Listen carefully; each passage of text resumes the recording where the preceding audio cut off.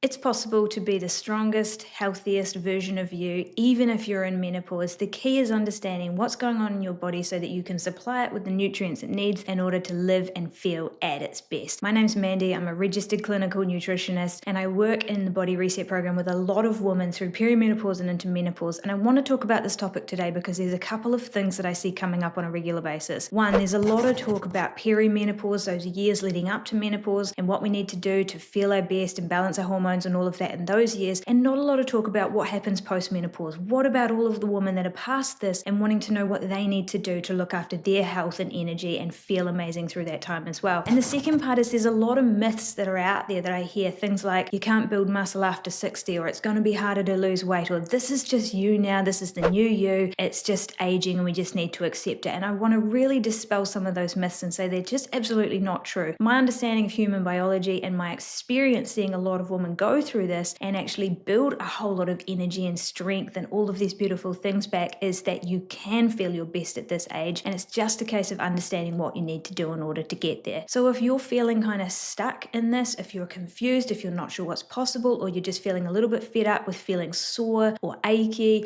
or like you can't move weight that you used to be able to do, then I want to go through a couple of the key levers that really get to the root of what's going on and give you some tangible tools in order to take away from this and start feeling great really quickly. If you just want to cut straight to the chase, down below I have linked our menopause roadmap. This is a brand new thing that we have built, and it is a 28-day guided process of going through all of these aspects in order to look after your health in menopause and perimenopause and beyond. And in that is a printable checklist of things that you can work your way through. Up until now, this has been something that's only been available for our clients in the Body Reset program, but we wanted to offer it out more broadly because it's such a useful tool for people to use and get themselves feeling a whole lot better really quickly. So that's down below. Click on that if you would like access to that. But let's talk through a couple of the key things. These are the things that I see make the biggest difference for the most people, and it's why I want to talk about them today, because they really get to a whole lot of the different components of what's going on now that you're in menopause and your hormones are on the whole pretty stable and sitting on the low side. So the first one is swapping out your carbohydrates in your meals for vegetables and protein. This sounds like a simple twist on your meals, but it makes a huge difference, and it's because it really gets to the root of what's going on with the hormones that you're dealing with at this age and stage. So on the other side of menopause, when estrogen is low, insulin sensitivity drops off. This means we're no longer able to utilize glucose as a fuel source as efficiently. So what this can mean is that when you eat carbohydrates, for example, your cereals for breakfast, your toast for breakfast, or your wraps for lunch, etc., that energy goes into your body but can't get into the cells to actually produce energy for us to use. Instead, what happens is it tends to get shuttled through the liver and into fat for storage. So that very food that should have been giving you energy may now be giving you the spare tire that you don't really want, right? And if we swap that out and simply put in a whole lot of vegetables and a whole lot of protein instead, what it means is you're not eating less, you're just eating differently, and you're eating in a way that's really supporting your hormonal balance. The other part of this is that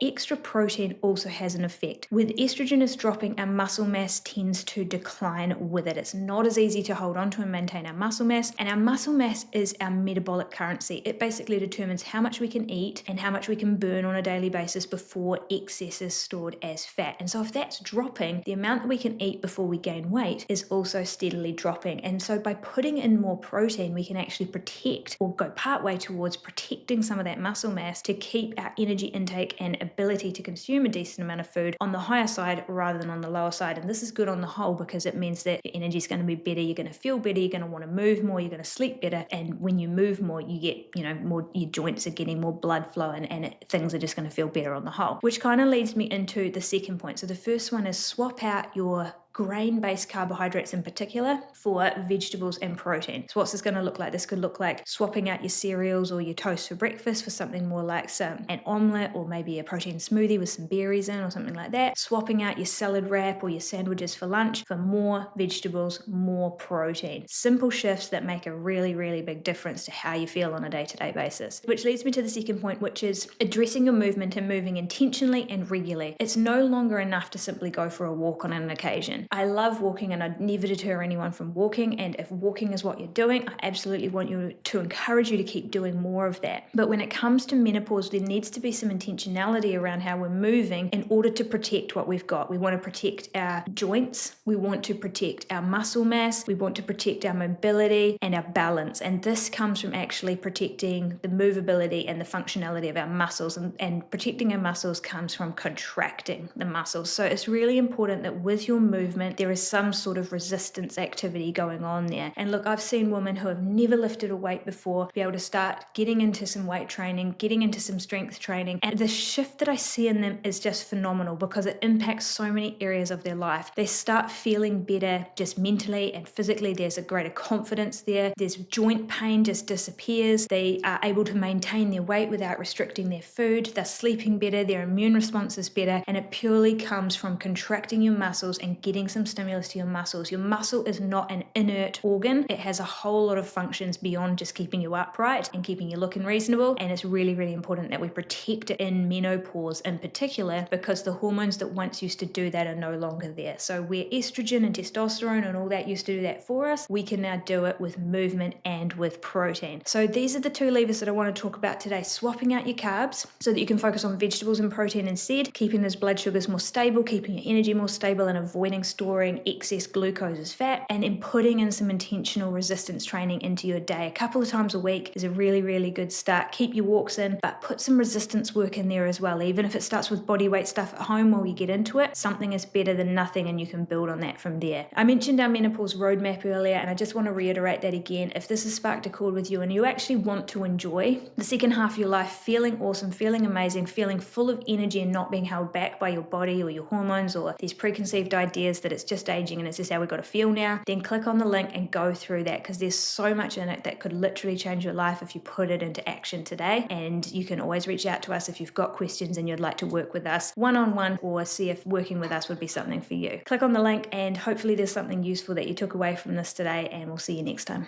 Bye.